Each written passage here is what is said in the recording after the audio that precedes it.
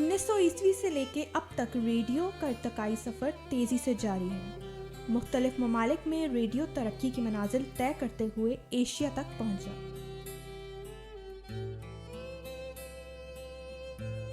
پاکستان کے قیام کا اعلان 13 اگست 1947 کو رات ٹھیک 12:01 پر ریڈیو پاکستان لاہور سے نشر ہوا۔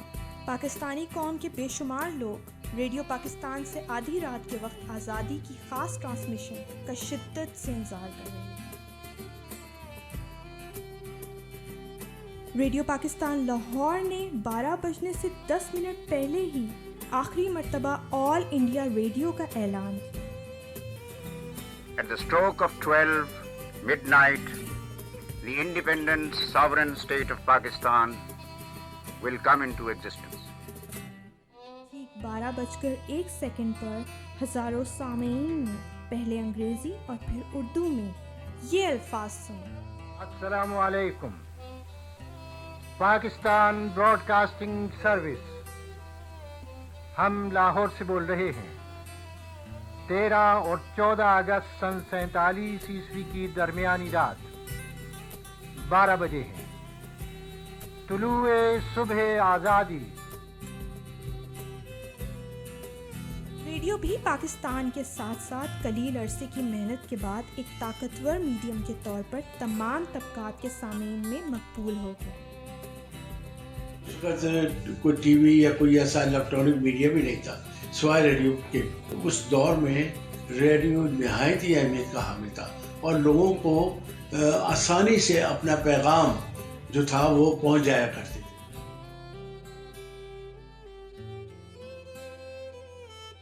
ریڈیو 1947 سے لے کر اب تک سامعین کی ضروریات کو بطریق احسن پورا کر رہا ہے۔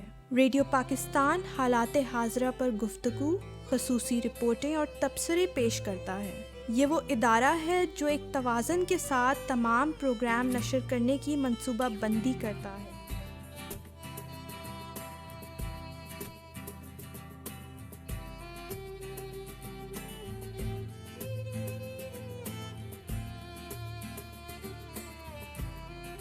ریڈیو پاکستان کو یہ اعزاز حاصل ہے کہ یہاں پاکستان کی تاریخ کا وہ واحد ادارہ موجود ہے جہاں نایاب صوتی ریکارڈز محفوظ کی گئی ہیں۔ یہ اپنی طرز کا سب سے اہم اور منفرد ڈپارٹمنٹ ہے۔ گزرے ہوئے زمانے سے لے کر اب تک کی تمام ریکارڈنگز اس ادارے کی صوتی لائبریری کا حصہ ہیں۔ ریڈیو پاکستان کی اس صوتی لائبریری میں 1965 کی جنگ کی ہر یاد آج بھی محفوظ ہے، جو اس ادارے کی خدمت کا اہم ثبوت بھی ہے۔ 6 ستمبر کی صبح ریڈیو پاکستان سے فیلڈ مارشل جنرل محمد ایوب خان نے قوم سے خطاب کیا۔ 10 کروڑ پاکستانیوں کے امتحان کا وقت آ پہنچا ہے۔ آج صبح سویرے ہندوستانی فوج نے پاکستان کے علاقے پر لاہور کی جانب سے حملہ کیا۔ جو وارز ہوتی ہیں نا، یہ آرمیز نہیں لڑتی ہیں، یہ نیشن لڑتی ہیں۔ It is the motivation we have so much to die for. اس دوران ریڈیو پاکستان سے یہ ملی نغمہ نشر کیا گیا۔ صبر ایوب کی ہو گئی انتہا، صدر نے یہ کہا سر پہ باندھو کفن۔ ٹی وی تو تھا ہی نہیں، it was only radio Pakistan and there was only one channel, so we all listen to that and that was our link with the rest of the country. Radio Pakistan Dhaka سے نظام اسلام پارٹی کے سربراہ فرید احمد خان نے مغربی پاکستان کی عوام سے جوش و خروش سے خطاب کیا اور عوام کو فوج کے ساتھ ڈٹ کر کھڑے رہنے کی تاکید کی۔ السلام علیکم। পাকিস্তানের উপর বর্বর হামলা করে হিন্দুস্তান সেই ইতিহাসেরই পুনরাবৃত্তি করেছে۔ اس سلسلے میں معروف نیوز ریڈر شکیل احمد کی خدمات سر فہرست ہیں۔ ہندوستان کی اس کارروائی سے مایوس نہ ہونا چاہیے۔ ہندوستان کے ظلم و ستم کے باوجود آزادی کی جدوجہد بدستور جاری رہے گی۔ ریڈیو پاکستان لاہور اسٹیشن پر مشہور گلوکار سلیم رضا نے ناصر کاظمی کے الفاظ کو اپنی آواز میں ڈھالا اور فوج کو اپنے ملی نغموں کے ذریعے جذبہ دین و وطن کا پیغام دیا۔ کراچی سے تاج ملتانی نے جنگ کے دوران پاک وطن کے لیے اپنے جذبات کا اظہار کچھ یوں کیا۔ ظالمو تم نے یہ کس قوم کو للکارا ہے، للکارا ہے۔ مہدی حسن جو وصل و ہجر کے گیت کے شہنشاہ مانے جاتے ہیں، جب ریڈیو پاکستان پہنچے تو ایسے نغمات ریکارڈ کروائے جن کے الفاظ ہی سے عوام اور افواج پاکستان میں غیرت اور حمیت آج بھی بلندتر ہو جاتی ہے۔ اپنی جان نظر کروں، اپنی وفا پیش کروں۔ ایک طرف افواج پاکستان محاذ پر دشمنوں سے بہادری سے لڑ رہی تھی تو دوسری طرف ملکہ ترنم میڈم نور جہاں لاہور ریڈیو اسٹیشن سے افواج پاکستان اور عوام کے جذبوں کو مہمیز دے رہی تھی۔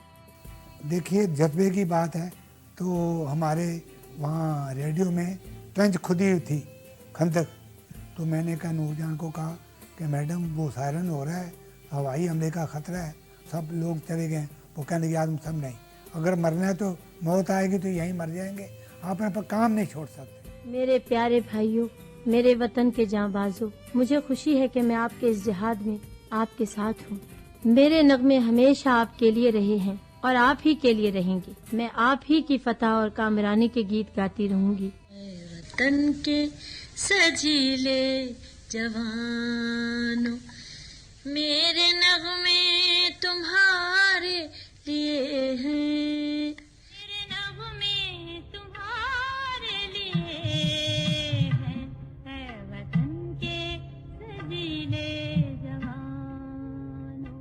ریڈیو میں جتنے بھی ہمارے گانوں کی وجہ سے، ہمارے اپنے پروگراموں کی وجہ سے اتنا مورائل بلڈ تھا۔ وہاں پر لوگ بڑے ہی سنسیئر لوگ تھے، 2-3 انجینئر بھی تھے، اور انہوں نے کہا تھا کسی نے گھبرانا نہیں ہے، ریڈیو سب سے سیف جگہ ہے۔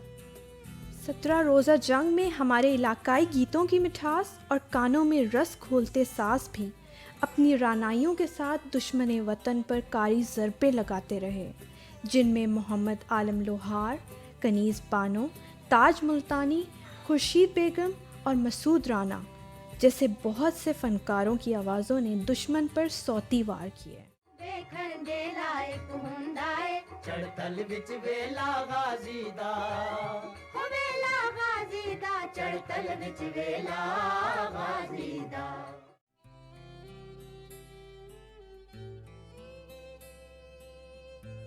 یادگار ترانوں اور لازوال گیتوں کے ساتھ مشاعرے اور فیچر بھی ریڈیو پاکستان پر ریکارڈ ہوئے، جن میں جان ایلیا، احمد ندیم قاسمی، ادا جعفری اور فیض احمد فیض نے اپنا حصہ ڈالا۔